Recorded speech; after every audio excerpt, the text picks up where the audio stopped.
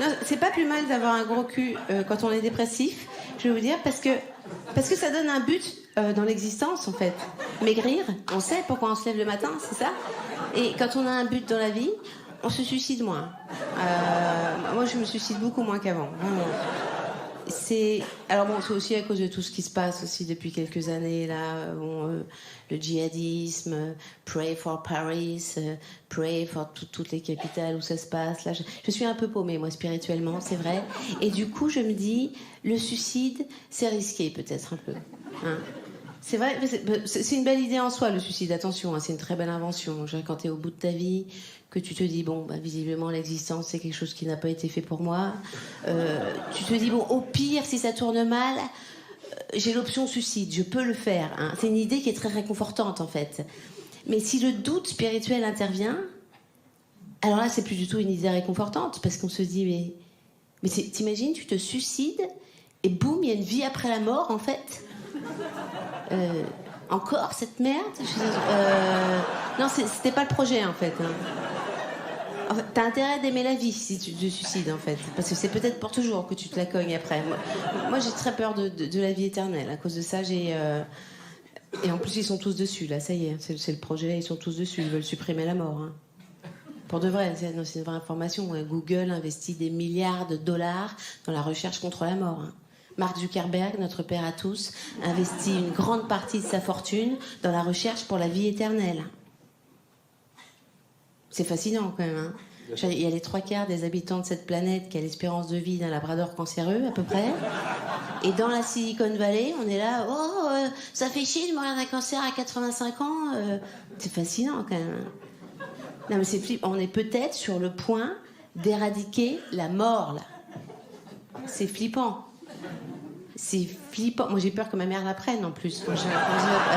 Peut-être faut pas le dire à tout le monde si on le fait. Peut-être faut sélectionner les gens. Je sais pas. Mais enfin non, ce sera atroce. On peut pas faire. Mais on peut pas supprimer la mort. Il ne faut pas supprimer la mort. C'est important la mort pour la vie. Non mais c'est important. Je sais c'est parce qu'on a l'idée de la fin toujours quelque part dans notre tête qu'on peut supporter l'existence. C'est pour ça. Si on devait se lever tous les matins avec la certitude que nos emmerdes sont éternelles, on aurait envie de se flinguer tous les matins et on pourrait plus. Non, là, ça serait l'enfer, vraiment. Non, je pense qu'il faut garder la mort. C'est important. On va encore dire que je suis réac, je m'en fous. Ça fait partie des trucs qu'il faut garder quand même. Je pense plus globalement qu'il faut faire attention avec le progrès. Vraiment. Non, j'ai dit cette phrase. Je le pense. On commence à faire n'importe quoi là quand même. Il y a des gens très riches là qui meurent du cancer, qui se font congeler. C'est normal, ça y est. Avec un post-it sur la porte du congélo. Foutez-moi 2 minutes au micro-ondes quand on sera moins con. Les gens commencent à faire ça là. Ribéry a acheté un caisson de cryogénisation. Tout le monde voit ce que c'est. Ribéry, tout le monde voit ce que c'est. Et le mec pense que ça serait bien qu'il fasse partie de la team du futur. Non, il faut faire attention là. Vraiment, il faut garder son sang-froid, je pense un petit peu. Vraiment. Je ne juge pas le fait d'avoir envie de vivre à une autre époque que celle-ci, qui n'est pas très riante, hein, j'en conviens. Moi-même, j'aurais voulu être née dans une autre époque, hein, bien sûr. C'est pas le... Et dans une autre personne aussi, d'ailleurs. Mais je parle pas de ma mère là cette fois. Je parle de moi, non, la pauvre. Je vais défoncer la chatte et après je vais gâcher sa vie. Non, je parle de moi.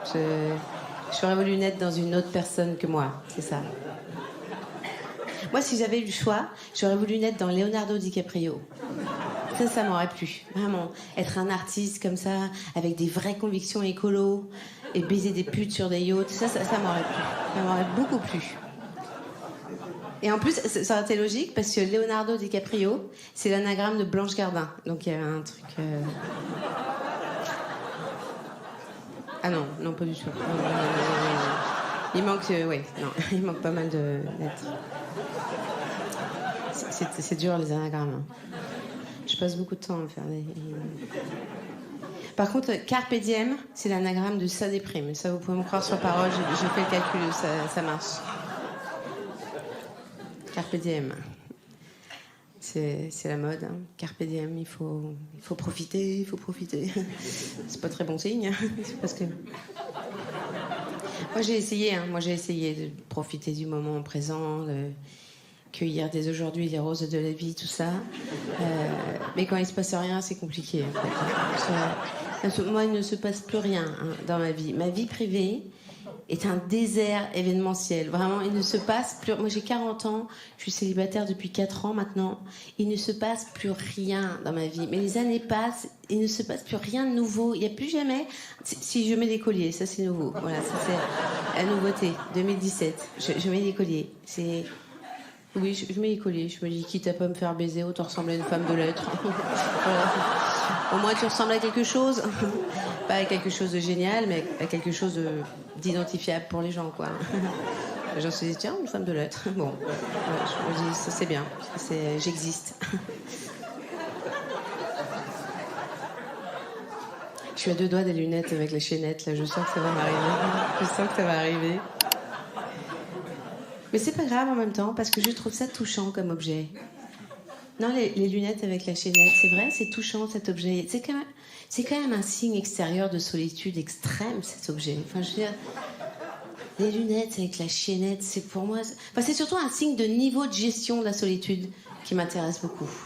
J'en ai quand même affaire à une nana qui vit seule, qui est complètement bigleuse, hein, qui a égaré ses lunettes un jour dans son appartement, comme ça, qui a vécu 3 jours en panique totale, essayé de chercher la sortie, qui n'a pas trouvé, qui s'est dit, je vais crever là, on va me retrouver par l'odeur, quoi. Les pompiers vont me ramasser à la pelle dans 3 semaines, c'est ça qui va se passer.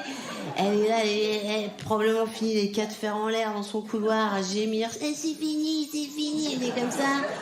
Dans un ultime instinct de survie, elle cherche à tâtons sous la commode la gamelle du chat pour se nourrir.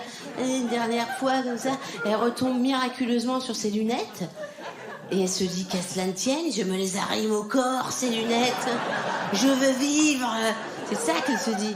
Le premier objet devait être un peu fou, ça devait être fabriqué avec de la ficelle à gigot, du gros scotch marron, il y avait un truc un peu... Il y a une rage de vivre chez ces nanas qui m'intéresse beaucoup, moi. C'est vrai. Ça se voit pas tout de suite, à première vue, je suis d'accord, parce que souvent c'est des nanas qui travaillent dans l'édition, qui portent des chandails marrons, mais il y a une rage de vivre souterraine qui m'intéresse beaucoup, moi. Je trouve que c'est un message d'espoir, ces femmes, pour nous, les femmes de 40 ans. C'est vrai.